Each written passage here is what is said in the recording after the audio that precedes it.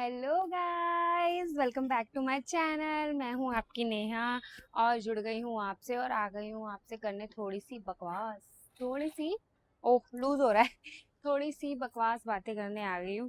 तो गाइस, आज की जो मेरा टॉपिक है ना, वो थोड़ा सा इंटरेस्टिंग है, थोड़ा सा इमोशनल भी है, आपको इमोशनल कर देगा तो मैं स्टार्ट तो करती हूँ, पर उससे पहले मुझे आपसे एक चीज़ ज़रूर जाननी है कि आप रिप्लाई क्यों नहीं करते। मेरे कमेंट बॉक्स में आके भर भर के मुझे बताया करो ना, मैं कहाँ सही हूँ कहाँ गलत हूँ।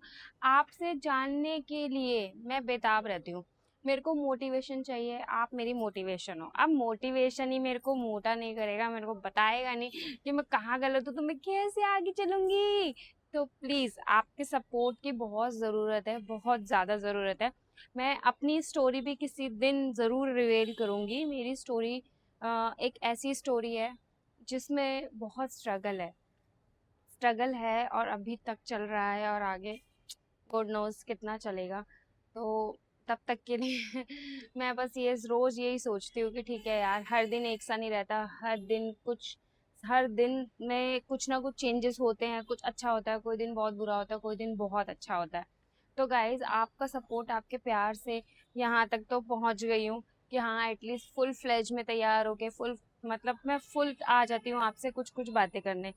तो गाइज, मुझे इतना तो है कि मैं आप सच में भी, जब जिस दिन मैं आपसे बात नहीं करती हूँ या मैं वीडियो अपलोड नहीं करती हूँ ना, उस दिन मुझे बहुत ऐसा पता नहीं क्यों अंदर से ऐसा होता, हाय आज कुछ मतलब आपसे बात नहीं करी, मतलब कुछ मिस है।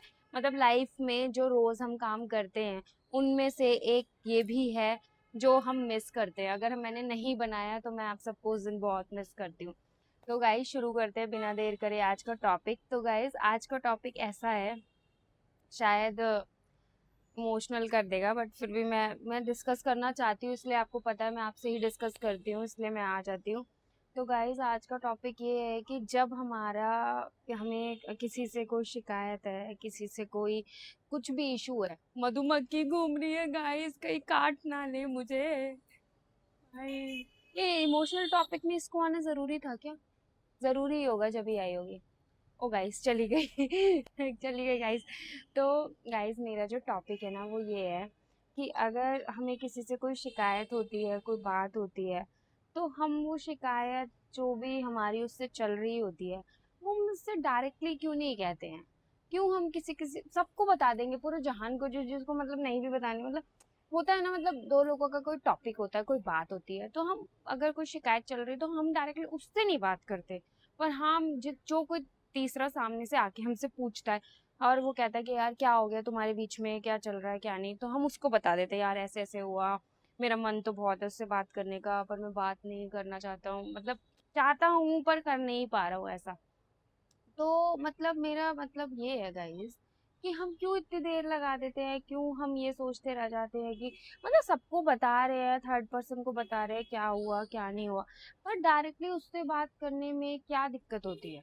मतलब यार, इश्यूज हमारा, बात हमारी, सब कुछ हमारा, तो फिर उसमें हमारे मोमेंट में हम क्यों किसी मतलब तीसरे को इतना वैल्यू दे देते हैं? जिससे बात हुई है उससे तो बात कर नहीं रहे हैं, तीसरे को बता रहे हैं। क्या आपको लगता है कि तीसरा सॉर्ट आउट कर पाएगा? देखो गाइस, मैं हर केस में नहीं कहती कि हर केस में तीसरा बंदा सॉर्ट आउट नहीं करता, आग लगाता, ऐसा नहीं होता, ऐसा बिल्कुल भी नहीं है, ठीक है? इस पॉइंट से तो मैं एग्री नहीं करूंगी।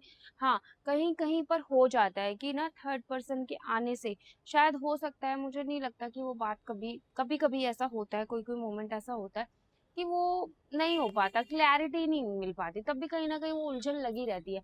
तो वो उलझन को मिटाने के लिए सामने वाले से, मुझे ऐसा लगता है जिसके साथ हुआ है ना वन टू वन, उससे ही वन टू वन बात करनी चाहिए, क्योंकि ना थर्ड के आने से दो में से एक चीज तो होगी, या तो प्रॉब्लम बढ़ेगी या सॉल्व होगी, ठीक है? सॉल्व होने के चांसेस ना थोड़े से कम हो जाते हैं, अगर सामने तीसरा बंदा इनफ मेच्योर नहीं है, या फिर लग रहा है कि हाँ यार, मतलब होता है ना यार, समटाइम्स किसी के बात करने का तरीका ऐसा होता है कि बात बिगड़ भी सकती है।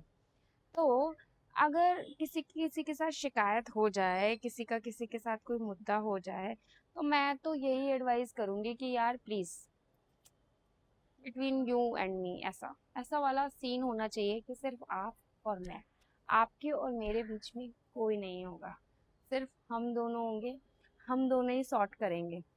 जैसे लाइक हस्बैंड वाइफ का होता है रिलेशनशिप। हस्बैंड वाइफ का क्या होता है, झगड़ा होता है, कुछ भी होता है, उसमें जब तीसरा इन्वॉल्व होता है तब हमेशा बात शायद कहीं ना कहीं बहुत ऐसे केसेस हैं जिसमें बात ना कहीं और चली जाती है, वो फिर बात बढ़ती है।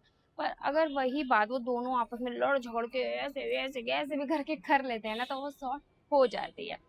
तो मेरा बस यही है मतलब कहने का, कि अगर कोई बात हो जाए तो उसको 1 to 1 यू एंड मी करके ऐसे सॉल्व कर लेना चाहिए, किसी तीसरे को एंट्री नहीं देना चाहिए। इनफैक्ट मुद्दा कैसा भी हो, दो लोगों में जब तक है, जब तक रिश्ता भी सेफ है, सब चीज सेफ है। जब तीसरे तक चला जाएगा तो हो सकता है पता नहीं आगे क्या मिसअंडरस्टैंडिंग हो क्या नहीं।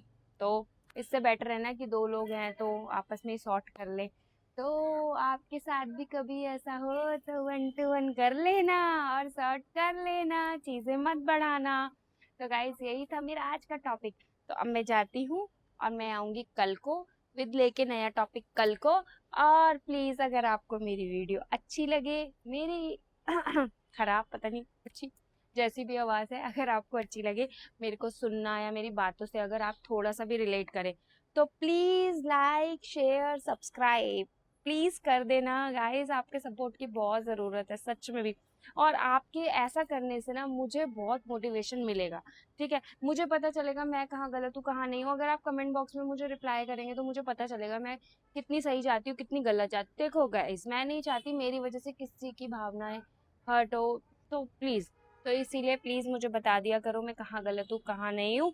तो अब मिलते हैं हम कल को, तब तक के लिए बाय। और कैसी है साड़ी ये भी बता देना। Okay bye guys, thank you, love you all.